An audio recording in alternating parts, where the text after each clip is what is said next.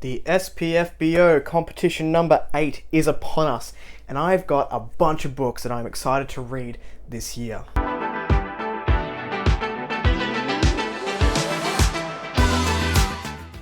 Hello everyone, welcome back to A Fictional Escapist. My name is Chris, and today's video is talking about my SPFBO number 8 anticipated reads and TBR. If you don't know what the SPFBO competition is, it is a competition hosted by Mr. Mark Lawrence where 300 indie self-pub authors put their books up to be judged by 10 separate judges or blogs. Each of those will take 30 books and put their rankings in. Books are knocked out over 12 months, and we do get a bunch of semi-finalists and finalists, and it is a hot competition for the self-pub indie fantasy authors that are out there. It closed in record time this year. I'm pretty sure they had something like 300 entries in 8 hours, which is absolutely wild. A couple of my buddies have entered into this competition, and I wish you well if you have popped your entries in this year. Now, Mr. Zach Argyle has an excellent website where you can look at all of the entrants under which blogs they're being judged under and have a whole bunch of covers, because let's face it, a lot of us are susceptible to buying a pretty cover. And you can go and check them all out there. Down below will be the links for Mark Lawrence's website. This is the original website where the competition blog is happening, but also Zach Argyle's website, which is user-friendly for those who just want to have a bit of a squiz and see which books are in the competition. Honestly, in my opinion, no one does this website better than Mr. Argyle, so do check them out down below. So, what happens, like I said earlier, is that a whole bunch of blogs and people will be given 30 books essentially, so 30 books to read over the course of the competition to give ratings and reviews for. What I've done is also taken 30 books, but I have the ability to pick and choose what I want to read over the next 12 months, so I have 30 here for you today. I'm not going to go super into depth with any of these because this video would be very long if I decided to do that, but I will pop a cover up here for each of these books so you can have a look if you might be interested as well. Cheating a little bit, I already have read 4 of this year's entrants, and I have 2 that I'm reading currently in the month of June. So the 4 that I've read and I do have reviews for, I'll pop those links down below if you are interested, is The Heart of the Bloodstone by Felina Wood. I was thrilled that this book was in the top, I think it's the top 30 covers of the year, because it is absolutely gorgeous. The work by Felix Ortiz is just stunning, and I'm still very impressed and happy to have this book on my shelves behind me. The next one that I've read was A King's Radiance. This is what I envisioned to be my underdog pick of the year. Had a very good time with it. I've also read The Soul's Aspect by Mark Holloway, which was entered this year. Very good debut fantasy, and looking forward to seeing how Mark goes in the competition. And the last one that I'm currently reading is A Touch of Light by Tiago Abdallah, and I'm about 100 pages in at the time of filming, having a relatively good time with it. The 2 I'm reading right now as you watch this will be Fangs of War by E.J. Doble, and also Waking Ursa Minor by Helen Rye Peterson. So that is 6 because I can count, so I now have 24 books that I'm interested in reading over the next 12 months or so. Fair warning, this video is going to be a lot of talking, so please forgive my voice dropping out towards the end. Alright, so I'm trying to branch out a little bit from epic fantasy or grimdark fantasy land.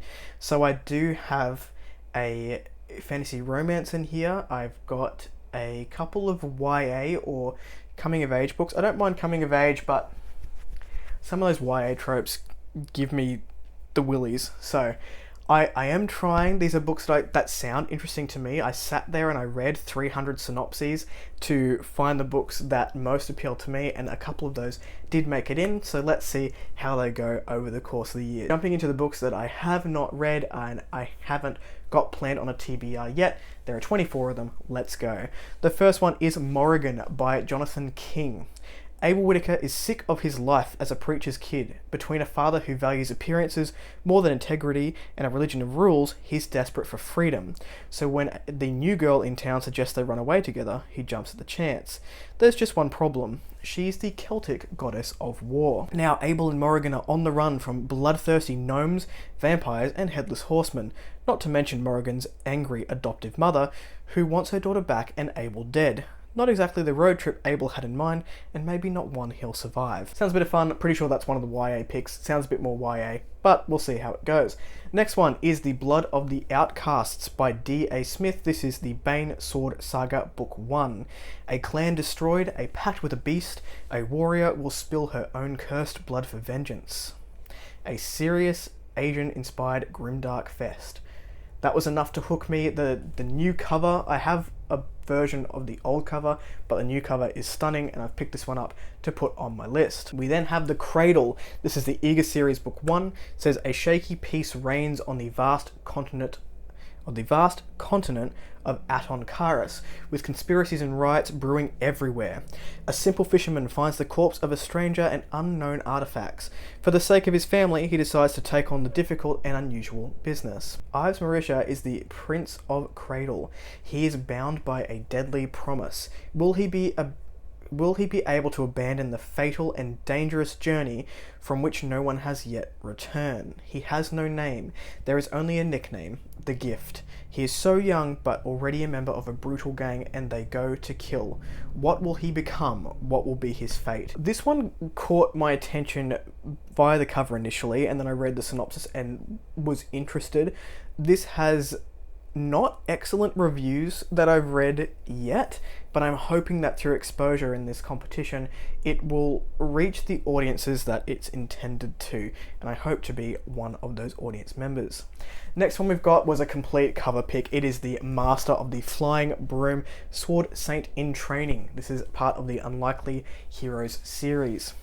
Kensaro Hatanu's soul was born the day his master handed him his first sword, except Kensaro's master did not hand him a sword to walk the path of the Otna Hanji, the sword saints of legend. His teacher handed Kensaro a broom to clean the monastery, while the other martial ascetics of Gailu practiced their physical and spiritual disciplines. Kensaro swept, mopped, and dusted, imagining he was slaying monsters, saving villagers, and meting out justice.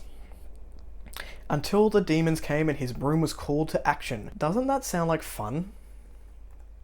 So, looking forward to getting to that one. The next one is A Song for the Void by Andrew C. Piazza. Hopefully I pronounced that correctly. This is a historical horror novel with a fantastical element. It says 1853, the South China Sea.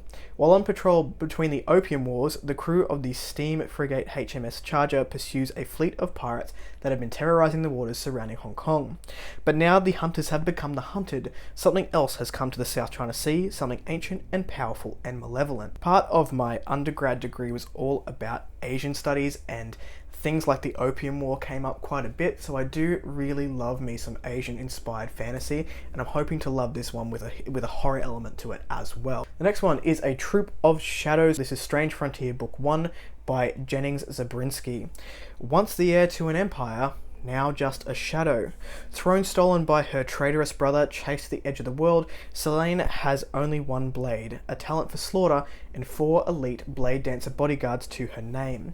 Where once she lived a full life of courtly duels, decadence, and intrigue, she now finds herself trudging through a wild and desolate frontier populated by pioneers and warlords. That was enough to hook me. It sounds great. Sign me up.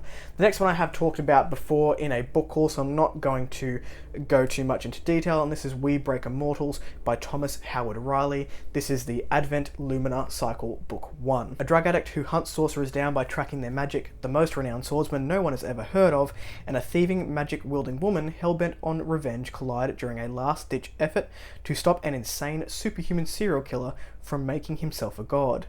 The wise run from them, swords are useless against them, only the fearless dare pursue them. Rogue magic users are the most dangerous people in the world. Sign me up, sounds great. Alright, the next book I have is Awakening the Gods. This is the Rise of the Celtic Gods, book number 1, written by Kristen Gleason. Sorry I didn't have that prepared earlier.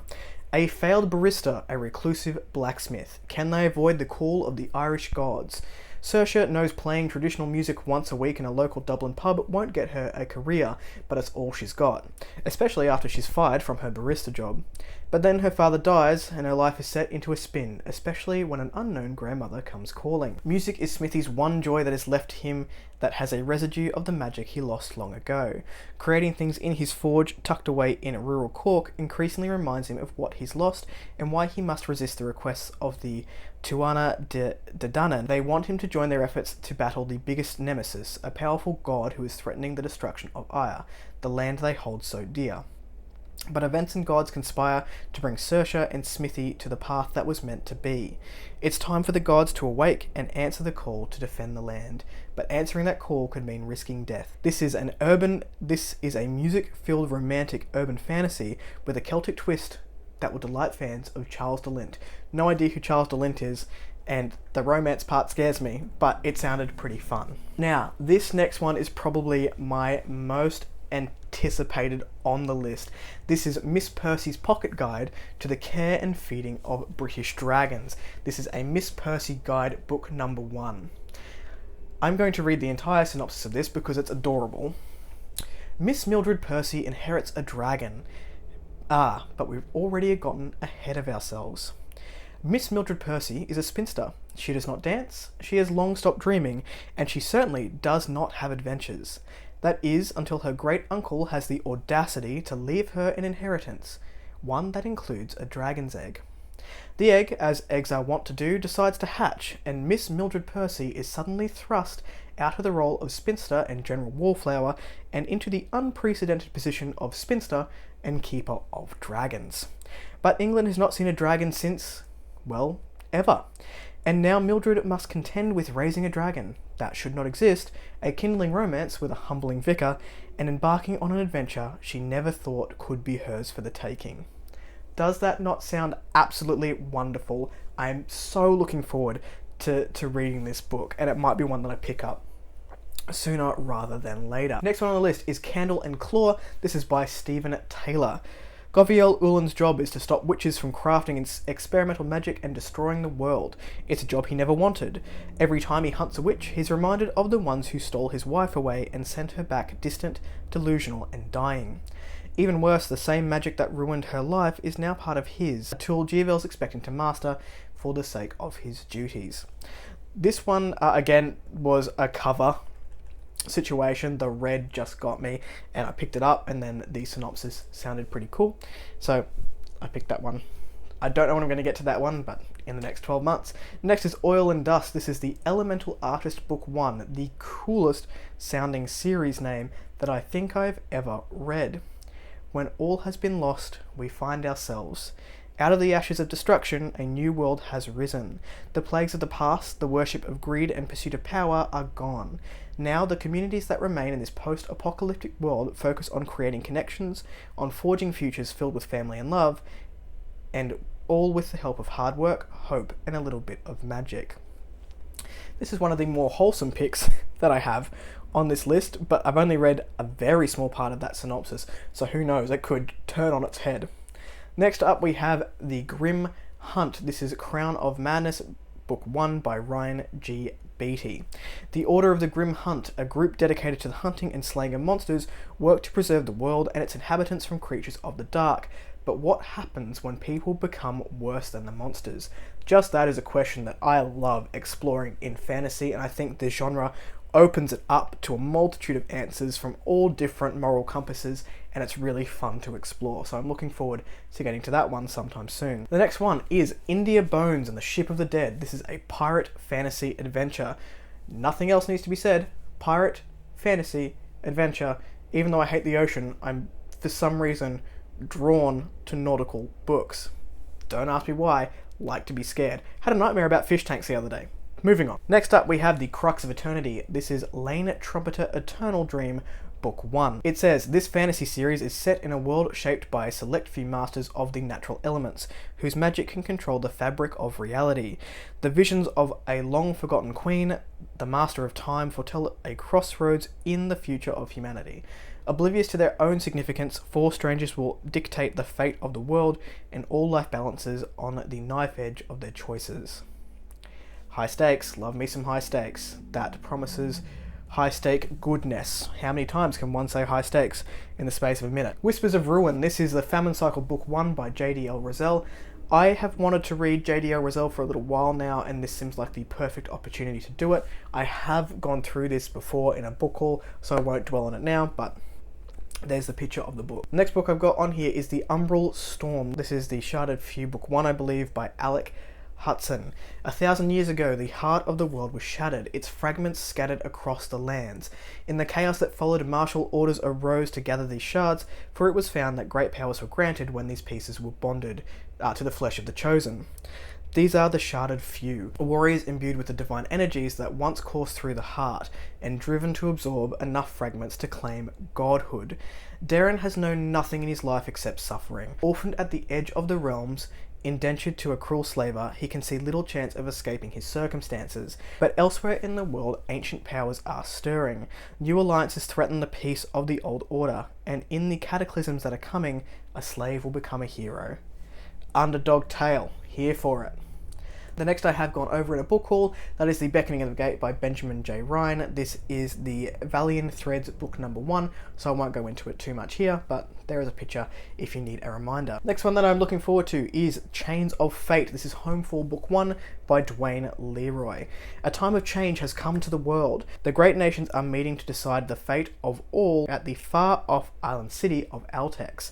The powerful, the power-hungry, and those who had power will vie for control, and they will learn that their existence is just one facet of the true struggle taking place around them. Again, looks cool. My voice is going, sorry, so going through these next few pretty quickly. One that has been on my radar for a long time is the Godess of Nothing at All. This is the Unwritten Runes Duology, book number 1 by Kat Rector. Perhaps you know the myths: furious, benevolent gods, a tree that binds the 9 realms, a hammer stronger than any weapon, and someday the end of everything, but few have heard of me. Looking back, it's easy to know what choices I might have made differently. At least it feels that way. I might have given up on my title, told my father he was useless, king of gods or no, and left Asgard, made a life somewhere else. Maybe I would never have let Loki cross my path, never have fallen in love, but there is no going back. We were happy once, and the price for that happiness was the end of everything. This is a historical fantasy that has been on my radar for a little while. There are romance elements, so I'm like, I don't know, but I'm going to give this one a go this year. The next one we have is Orange Storm by Ned Marcus. This is the Orange Storm series, book number 1, which I believe is an urban fantasy. Pale orange snow falls over London. With it arrives life from another universe, intent on manipulating the fabric of reality to deadly effect. It says, if you like fast-paced urban fantasies with science fiction elements, you'll love this book. I do like urban fantasy.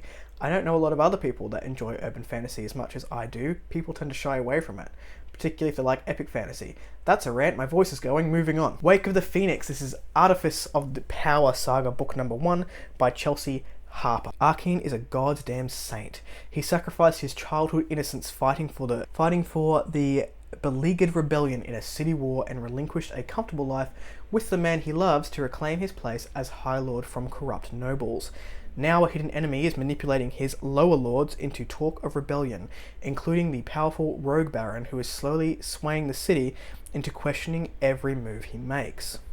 With the help of his near-omniscient lover's gift of foresight, Arkeen finds a potential ally in Niamsha, a reluctant thief trying to pay for her brother's education. Niamsha owes an insurmountable debt to the mysterious leader of her thieves guild, and failing to pay means death for her entire family. When her guild leader demands she join forces with the rogue baron himself, she finds herself caught in a political battle beyond her skills. Torn between protecting her family and following her conscience, Niamsha doesn't know who to trust. If Arkeen can win Niamsha's loyalty, he might prevent a second civil war and the destruction of everything he fought to protect. Or he might get them all killed. Sounds like we've got some LGBTQIA+ rep in there, which is always appreciated, particularly in the fantastical genres, and some high stakes, so looking forward to that one. Next up, we have I Shall Return with Winter by C.F. Welburn. This one says, when Oben's farm is sacked by barbarians, he journeys into the godless north on a deadly quest for revenge. But his enemies are full of surprises, and his endurance and faith are pushed to their limits. He becomes an unwitting pawn in their ancient prophecy, one which predicts he will deliver his homeland into their hands. If Oben is to see his family again, he must prove the prophecy wrong, while exacting vengeance on a people to whom he grows ever more bound. Sounds morally grey. Love it. We've got 2 to go. Thank you so much if you have bared with me for the entire time. Second last is The Eternal Muse. This is Desecration, The Eternal Muse, Book 1. When a song is a weapon, who can wield it? Piper is a minstrel whose music incites forbidden magic. He lives in fear of being charged with heresy. The church uses the same power to crush offenders without mercy or hope of redemption. His problems have cost him both the woman he loves and his growing career as a minstrel. Worse, he's entangled in the politics of the capital, attracting the scrutiny of the priests. Terrified they'll turn him into a mindless beast, he runs. Can he learn to control the magic and use it to slice through centuries of the church's lies? Or will he end up as the priest's latest victim? All ability to feel hope, love, or even hate ripped from his mind. I have been playing with an idea for my own writing, which sort of focuses on bards and minstrels, so I have been trying to read more books that focus on bards, and there aren't that many out there. They're always a side character. So I'm looking forward to reading this one purely as research for my own story sometime in the future. The last one I have here was another cover pick because this griffin looks dangerous and exciting. Those 2 things go together, right? This is Ironcraft by Pedro Gabriel. This is the Chronicles of Duma, book number 1. In the beginning, a peaceful race of giants populated the world of Duma, but a sylphid, a spirit from the stars, came down from the heavens to deliver a dreadful prophecy. A lot of prophecies in the SPFBO this year. A new race of beings called men will one day dethrone the giants and destroy them. To protect them from this threat, the Sylphid will teach the giants the art of Ironcraft. But this gift will unleash war upon the land of mortals, as the giants try to conquer a mythical city where men are foretold to appear. That sounds different. That sounds cool. We've got a griffin. Got some motorcycles doing wheelies outside apparently. So those are the 30 books that I'm aiming to read from the SPFBO competition number 8. Do you have any of these on your list? Have you picked other books from this competition that you are excited to read? Let me know in the comments below. If you like the content, do one of these. If you want to see more of it, then click subscribe at your will. And as always, I'll catch you in the next video. Ciao.